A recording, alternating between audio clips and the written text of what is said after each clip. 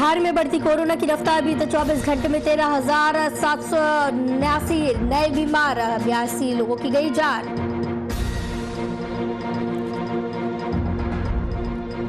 मधुपुर विधानसभा चुनाव के आज आएंगे नतीजे। ईवीएम में कैद है प्रत्याशियों की किस्मत। सुबह 8 बजे से शुरू हुई काउंटिंग।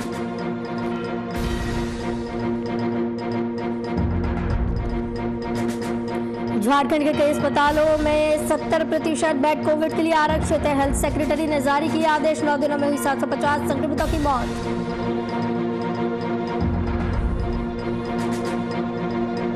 स्वास्थ्य सुरक्षा सप्ताह में सख्ती। रांची में 3 बजे के बाद बेवजह घर से निकले तो देना होगा जुर्माना। सड़कों पर अतिरिक्त पुलिस की हुई तैनाती।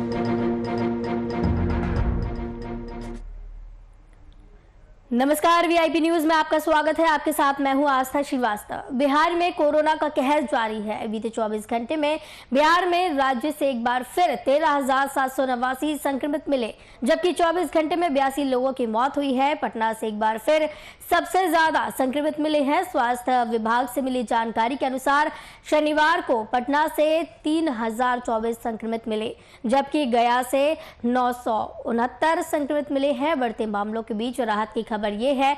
पहली राहत ये है कि बिहार से सभी प्रखंडों में 600 से अधिक डॉक्टरों की बहाली जल्द होने जा रही है। इसके अलावा राज्य स्तर पर 1000 डॉक्टरों की बहाली 10 मई को वॉक इन इंटरव्यू यानी सीधे साक्षात्कार के जरिए होगी। दूसरी राहत भरी खबर ये है कि वैक्सीनेशन आपूर्ति करने वाली कंपनियों ने मई के दूसरे हफ्ते तक राज्य को टीकों की खेप देने का वादा किया। अगर ये टीके मिलते हैं तो राज्य में 18 वर्ष से अधिक आयु के लोगों का टीकाकरण शुरू हो सकेगा।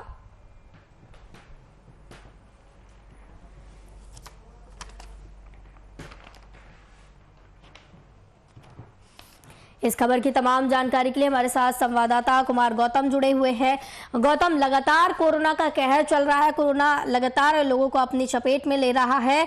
बीते दिन की अगर बात करें तो बिहार में कुल 13,789 संक्रमित फिर से पाए गए हैं और जिस तरीके से ये संख्या बढ़ रही है, चिंताजनक स्थिति पैदा कर रही है। बिल्कुल, बिहार की जो ताजा हालात है और जो आंकड़े हैं वो वाकई चिंताजनक स्थिति में है और इसको लेकर के राज्य सरकार और जो स्वास्थ्य महकमा है और अलग अलग जिम्मेवारी के साथ साथ अब तो अलग अलग मंत्रियों को जिला का भार सौंपा गया है। लेकिन चूंकि ये आपदा की घड़ी है और इस आपदा की घड़ी में जिस तरह से बिहार के अंदर संक्रमण का फैलाव और विस्फोट हुआ है, उससे निपट पाना सरकार के लिए किसी चुनौती से कम नहीं है। हालांकि इसके लिए लगातार नाइट कर्फ्यू के जरिए दुकानें बंद करने की जो समय सीमा निर्धारित है उसके जरिए करने की कोशिश की जा रही है। लेकिन जिन लोगों के अंदर पॉजिटिव रिपोर्ट आए हैं उनमें ज्यादातर ठीक भी हो रहे हैं। लेकिन जो मरीज जिन मरीजों का ऑक्सीजन लेवल ज्यादा डाउन हो रहा है उनको ज्यादा दिक्कतें आ रही हैं और ये संक्रमण हर उम्र के लोगों को कोरोना के सेकेंड फेज में घेर रखा है। तो कहीं ना कहीं अब इस सावधानी की बचाव है, लोगों के अंदर जागरूकता लगातार फैलाई जा रही है। बताया जा रहा है कि आप जो वैक्सीन है वो वैक्सीन जरूर लें और वैक्सीन जो लोग ले रहे हैं उनमें संक्रमण का खतरा कम भले ही हो रहा हो, लेकिन जिन्होंने अभी वैक्सीन नहीं लिया है या जो संक्रमण के शिकार हो चुके हैं, हर दिन ये आंकड़े जो है बढ़ते जा रहे हैं। राजधानी पटना में प्रतिदिन 2000 से ज्यादा नए मरीज आ रहे हैं। तो ऐसे में बेड मुहैया करना, ऑक्सीजन मुहैया करना, दवाइयां मुहैया करना और इस बीच जिस तरह से कालाबाजारी हो रही है, आपाधापी है, हर व्यक्ति अपने आप में महफूज नहीं है। गौतम, बिल्कुल जिस तरीके से आपने उम्र की बात की कि उम्र का कोई भी दायरा हो, सभी को ये संक्रमण हो रहा है, चाहे वो 45 पार हो, 18 पार हो या उम्र का कोई भी संख्या हो, किसी भी उम्र के व्यक्ति हो, युवा हो, सभी को ये संक्रमण हो रहा है। तो जिस तरीके से वैक्सीन की बात भी की जा रही है, एक राहत भरी खबर ये सामने आई है जो वैक्सीन बनाने वाली कंपनियां हैं कि दूसरे हफ्ते तक वैक्सीन उपलब्ध करा दी जाएंगी सरकार को। सरकार ने आग्रह किया था स्वास्थ्य महकमे की तरफ से, जो डायरेक्टर हैं उन्होंने भी बातचीत की थी। लगभग 1 करोड़ डोज की डिमांड की गई है, लेकिन वो पहले हफ्ते तक ही मिल पाएगी। हालांकि रजिस्ट्रेशन 28 तारीख से शुरू हो गया है। तो पहले 60 साल की सीमा निर्धारित की, उसके बाद 45 साल की सीमा निर्धारित की गई और अब 18 साल से ऊपर के लोगों को वैक्सीनेशन दी जाएगी, लेकिन उसमें थोड़ी देर होगी। जी लेकिन इस देरी को जल्दबाजी ना करें, जल्दबाजी से भी आपाधापी बढ़ती है और लोगों को संयम रहने के लिए कहा गया है, सरकार की तरफ से कहा गया है कि जैसे ही वैक्सीनेशन की जो प्रक्रिया है, जैसे ही वैक्सीन आ जाएगी जी वैसे ही तमाम लोगों को वैक्सीन दी जाएगी। रजिस्ट्रेशन जारी है जी और जिन लोगों ने रजिस्ट्रेशन कराया है उनको पहले हफ्ते से वैक्सीनेशन की प्रक्रिया शुरू कर दी जाएगी। हालांकि सरकार ने यहाँ पर अचानक से 60 के बाद 45 और 45 के बाद सीधे 18 साल करना कहीं ना कहीं एक गलत निर्णय रहा है, जी लेकिन अब निर्णय सरकार ने ले लिया है, तो ऐसे में जी वैक्सीनेशन की व्यवस्था भी सरकार को करनी होगी। जी गौतम, तो क्या आपको लगता है कि सरकार ने जो निर्णय लिया है सीधा 18 साल से ऊपर के लोगों को वैक्सीन लगाने का, इसमें उम्र का दायरा कुछ कम रखना चाहिए था?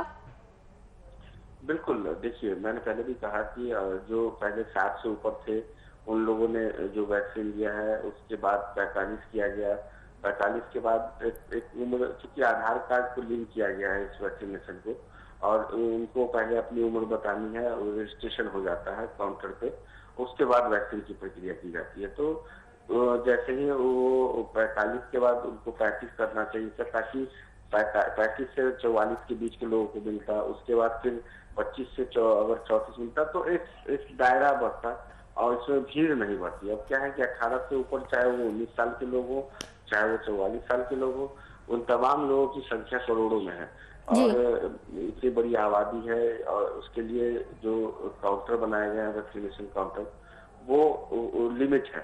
तो ऐसे में संख्या वैक्सीन लेने वाले की अचानक से अगर वो एक भीड़ बढ़ जाएगी तो भीड़ बढ़ने के कारण समस्याएं उत्पन्न होगी। तो सरकार का निर्णय यहाँ पे कहीं ना कहीं जल्दबाजी पूर्ण भरा निर्णय रहा है, लेकिन अब सरकार ने निर्णय लिया है तो सरकार को वैक्सीन की व्यवस्था करनी होगी। जी जिन लोगों ने रजिस्ट्रेशन कराया है अपने स्थानीय केंद्र पर जाकर के वो उनकी जब बारी आएगी तो लेंगे, लेकिन इन सब चीजों के बीच में जब तक वैक्सीन आ नहीं जाते जी तब तक सरकार चाह के भी रजिस्टर या जो जिन लोगों ने अपना पंजीकरण कराया है उनको नहीं दी जा सकती। लिहाजा ये जरूर कह सकते हैं कि थोड़ा सा वक्त लगेगा, लेकिन वैक्सीन ही एकमात्र विकल्प है। जी मास्क, सैनिटाइजर और 2 गज की दूरी तब तक बनाए रखना होगा, तभी जाकर के सरकार या आम लोग इस संक्रमण के शिकार होने से बच सकते हैं। क्योंकि लगातार जागरूकता फैलाई जा रही है, बावजूद इसके आप देखिए कि राजधानी पटना की कई मंडियों में जो भीड़ है वो कर्फ्यू खत्म होते ही, यानी कि सुबह 6 बजे से लेकर के शाम के 4 बजे तक जो जी भीड़ है वो कहीं ना कहीं संक्रमण के फैलाव का एक बहुत बड़ा कारण है। अगर उसमें लोगों ने अपनी भूमिका और जागरूकता दिखाई तभी जाकर के इस बड़े खतरे से निकला जा सकता है। जी बिल्कुल, जागरूकता की ज़रूरत है और जिस तरीके से स्थिति देखने को मिल रही है कोरोना के मद्देनज़र, संक्रमण जिस तरीके से फैल रहा है, बेहद ही गंभीर स्थिति देखने को मिल रही है। लेकिन इसी दौर में जिस तरीके से ये गंभीर स्थिति चल रही है, इसी दौर में राहत भरी खबर भी सामने आ रही है। डॉक्टरों को लेकर राहत भरी खबर देखने को मिली है, वैक्सीन को लेकर राहत भरी खबर देखने को मिली है। तो डॉक्टरों की बहाली की भी ये जो खबर सामने आ रही है,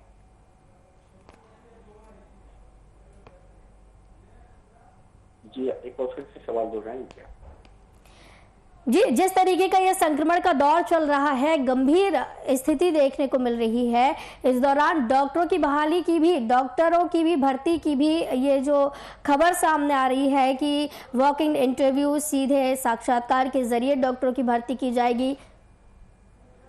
जी बिल्कुल, राज्य सरकार ने मरीजों के बढ़ते आंकड़ों को देखते हुए अब सरकार चाहती है कि जो भी बिहार के अंदर जो मरीज हैं वो राजधानी पटना ही नहीं बल्कि अपने अपने जिला मुख्यालय में, अपने अपने प्रखंड में व्यवस्था करें। तो ऐसे में हर प्रखंड में एक डॉक्टर सुनिश्चित करने की बात हो रही है और टेक्नीशियन, डाटा एंट्री, तो क्योंकि जांच से लेकर के इलाज तक इसमें एक बड़ी टीम की जरूरत होती है, लेकिन उसकी कमी की वजह से भी ये दिक्कतें सामने आ रही है। मान लीजिए कि अगर आप कहीं व्यवस्था करते हैं 100 बेड का, तो 100 बेड के व्यवस्था करने से बेड तो हो जाएंगे, लेकिन उसके लिए डॉक्टर, उसके लिए जो स्वास्थ्य कर्मी हैं, उनकी भी व्यवस्थाएं करनी होगी। लिहाजा सरकार ने पिछले कैबिनेट की बैठक में इसकी मंजूरी दे रखी है। डॉक्टरों की को वॉक इन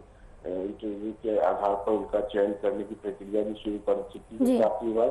तो कहीं ना कहीं डॉक्टर की वैकेंसी के साथ साथ जो स्वास्थ्य कर्मियों की कई ऐसे पद हैं जिसको भरने की प्रक्रिया सरकार पूरी कर रही है। जी बिल्कुल गौतम, सरकार अपनी तरफ से पूरे प्रयास कर रही है और जिस तरीके की कमी देखने को मिल रही है डॉक्टरों की कोरोना संक्रमण के दौर में, तो कहीं ना कहीं अब सरकार भी पूरी तरीके से कोशिश कर रही है कि ये कमियां दूर हो सके। और राहत भरी खबर भी इस दौरान जनता के लिए दी गई है कि मई के दूसरे हफ्ते तक वैक्सीन आने का कहा जा रहा है कि सरकार को वैक्सीन मिल जाएगी दूसरे हफ्ते तक, तो टीकाकरण शुरू हो सकेगा। जो 18 साल से ऊपर की उम्र के लोग हैं उनका। बहुत बहुत धन्यवाद कुमार गौतम, संवाददाता हमारे साथ जुड़े थे इस खबर की तमाम जानकारी के लिए। तो आपको बता दें कि लगातार कोरोना का कहर जारी है और इसी बीच राहत भरी खबरें भी सामने आ रही हैं, लेकिन जिस तरीके से कोरोना संक्रमण देखने को मिल रहा है, इस महामारी में बेहद चिंताजनक स्थिति बन रही है।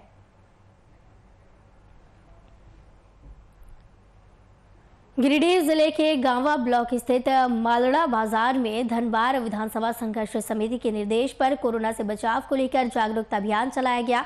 अभियान का नेतृत्व समिति के अध्यक्ष मनीष शर्मा ने किया। इस दौरान समिति के सदस्यों ने मालड़ा मस्जिद चौक के पास हाथों में स्लोगन लिखा, तख्ती लेकर लाउडस्पीकर से सभी लोगों को शारीरिक दूरी बनाने और मास्क पहनकर घर से बाहर निकलने की भी अपील की।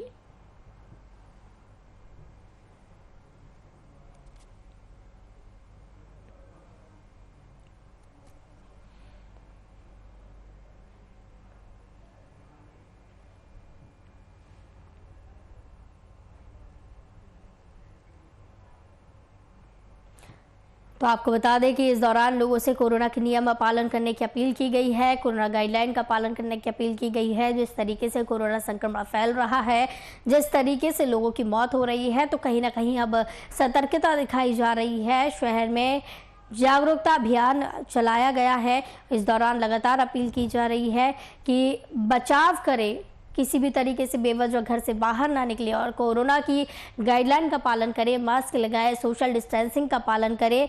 इसी के चलते जागरूकता अभियान चलाया गया है।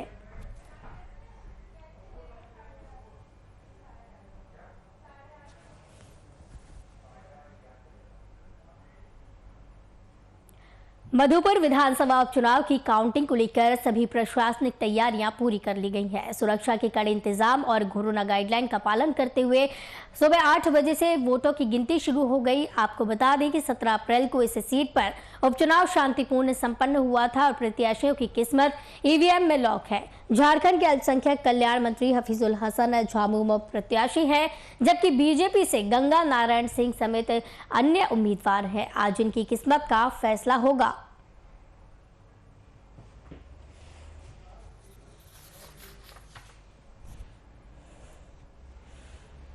आपको बता दें कि 2019 के झारखंड विधानसभा चुनाव में मधुपुर सीट से झामुमो प्रत्याशी हाजी हुसैन अंसारी ने जीत दर्ज की थी। हेमंत सरकार में वे अल्पसंख्यक कल्याण मंत्री बने थे। कोरोना संक्रमित होने के बाद वे ठीक भी हुए, लेकिन 3 अक्टूबर 2020 को उनका निधन हो गया था।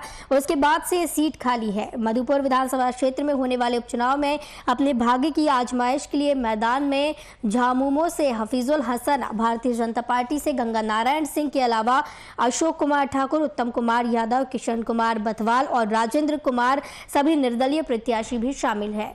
झारखंड के देवघर जिले के मधुपुर विधानसभा उपचुनाव की काउंटिंग के लिए सभी प्रशासनिक तैयारियां पूरी कर ली गई हैं। सुरक्षा के कड़े इंतजाम और कोरोना गाइडलाइन का पालन करते हुए आज 8 बजे से वोटों की गिनती शुरू हुई। आपको बता दें कि 17 अप्रैल को इस सीट पर उपचुनाव शांतिपूर्ण संपन्न हुआ था और प्रत्याशियों की किस्मत ईवीएम में कैद हो गई थी। झारखंड के अल्पसंख्यक कल्याण मंत्री हफीजुल हसन झामुमो प्रत्याशी हैं, जबकि बीजेपी से गंगा नारायण सिंह समेत अन्य उम्मीदवार हैं। इनकी किस्मत का फैसला आज होगा। कोरोना संक्रमण को लेकर भीड़ नहीं लगने देने, जुलूस आदि पर प्रतिबंधित आदेश पहले से ही जारी किए जा चुके हैं। स्ट्रांग रूम के मुख्य गेट पर भी कड़ी व्यवस्था की गई है। सुरक्षा के कड़े प्रावधान इस दौरान किए गए हैं। सुरक्षा बढ़ाई गई है और स्ट्रांग रूम के 100 मीटर की दूरी पर वाहनों को रोकने की व्यवस्था भी कर दी गई है। प्रत्याशी और मतगणना एजेंटों के बाद अब चुनाव आयोग का मीडिया प्रतिनिधियों के लिए भी कोविड संबंधित गाइडलाइन जारी कर दी गई है। इसके तहत अब मधुपुर उपचुनाव 2021 की मतगणना का कवरेज करने जाने वाले सभी मीडिया प्रतिनिधियों को भी कई सख्त पाबंदियों से गुजरना होगा। सख्ती इस दौरान बरती जा रही है। ईवीएम में प्रत्याशियों की किस्मत 17 अप्रैल को कैद हो गई थी, जिसके बाद आज इसकी काउंटिंग की जा रही है। 8 बजे से इसकी काउंटिंग शुरू हुई। आपको बताते चले कि 2019 के झारखंड विधानसभा चुनाव में मधुपुर सीट से झामुमो प्रत्याशी हाजी हुसैन अंसारी ने जीत दर्ज की थी।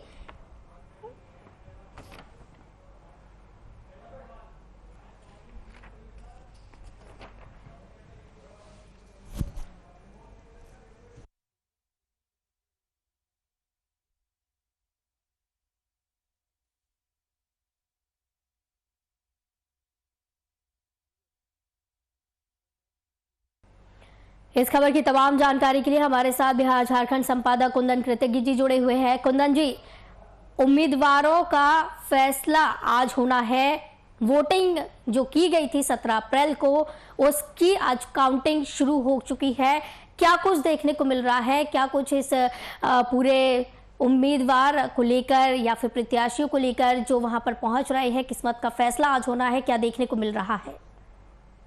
देखिए, मधुपुर उपचुनाव में 6 उम्मीदवार की किस्मत का फैसला अब से कुछ ही देर में हो जाएगा।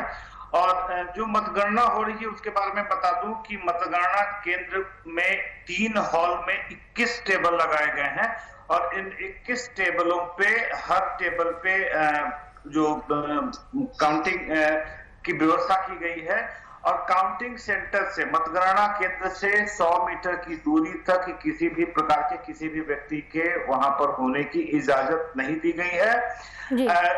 कोविड-19 को जो एसओपी है उस एसओपी का सख्ती से पालन किया जा रहा है। स्टैंडर्ड ऑपरेटिंग प्रोसीजर्स जो हैं और जितने भी उम्मीदवार हैं, 6 उम्मीदवार अगर बात कर ले, हाफिजुल हसन अंसारी और साथ ही साथ गंगा नारायण, इन 2 उम्मीदवारों के साथ 4 निर्दलीय उम्मीदवार हैं।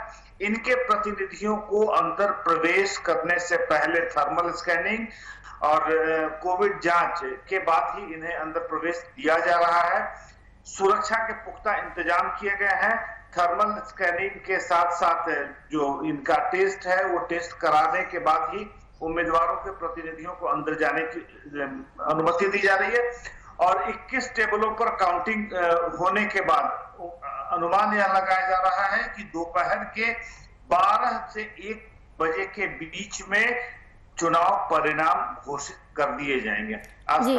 जी बिल्कुल, सख्त इस दौरान सख्ती बरती गई है, प्रशासन की तरफ से भी सख्ती बरती गई है। कोरोना गाइडलाइन इस दौरान सख्त तरीके से पालन वहां पर की जाएगी। तो इस दौरान बीजेपी, जबकि पहले 2 उपचुनाव हुए थे वो हार चुकी है और अब फिर से ये मधुपुर में उपचुनाव है, तो कितना ये बीजेपी के लिए साख का सवाल है, कितना जरूरी है ये बीजेपी के लिए जीतना? देखिए आशा, 2019 के 29 दिसंबर को जब से हेमंत सोरेन सरकार ने सत्ता संभाली है झारखंड की, उसके बाद 2 विधानसभा सीटों के लिए उपचुनाव हुए थे, बेरमो और दुमका। दोनों सीटों पर जहां दुमका से हेमंत सोरेन के इस्तीफे की वजह से सीट खाली हुई थी, वहीं बेरमो विधानसभा से कांग्रेस के जो विधायक थे राजेंद्र प्रसाद सिंह, उनकी मौत की वजह से सीट खाली हुई थी। इन दोनों सीटों पर महागठबंधन के प्रत्याशी, बेरमो से कांग्रेस और दुमका से जेएमएम के प्रत्याशियों ने विजय हासिल की थी और भारतीय जनता पार्टी अपने लाख प्रयासों के बावजूद भी इन दोनों में से किसी एक सीट पर जीत हासिल नहीं कर सकी। जाहिर सी बात है, यह मधुपुर का उपचुनाव भारतीय जनता पार्टी के लिए भी प्रतिष्ठा का विषय बना हुआ है, क्योंकि बाबूलाल मरांडी विधायक दल के नेता और दीपक प्रकाश भारतीय जनता पार्टी के प्रदेश अध्यक्ष घोषित होने के बाद भारतीय जनता पार्टी को भी अपनी उपस्थिति, मौजूदगी का एहसास कराना राज्य में बहुत जरूरी है। और इन दोनों नेताओं को भी अपने प्रतिष्ठा के लिए और पार्टी में अपनी साख को बरकरार रखने के लिए इस जीत को दिलाना जरूरी है।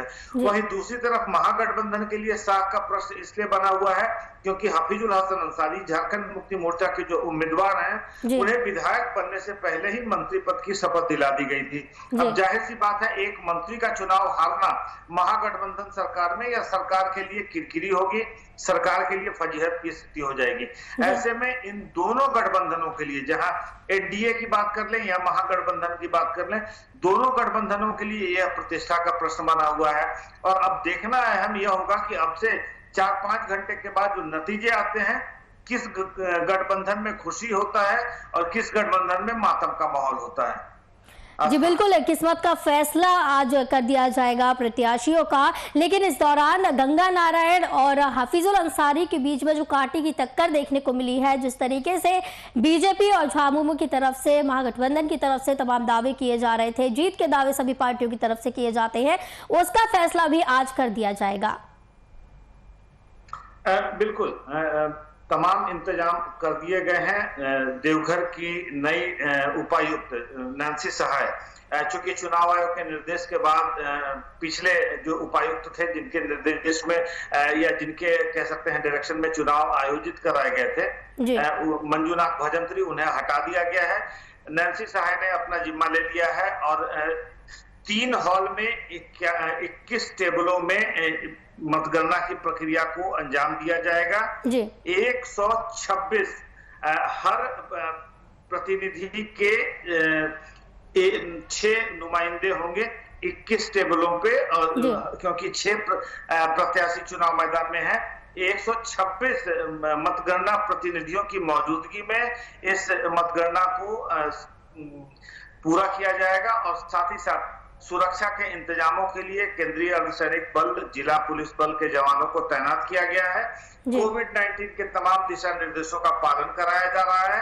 हर व्यक्ति की थर्मल स्कैनिंग जांच करके ही उसे अंदर प्रवेश कराया जा रहा है।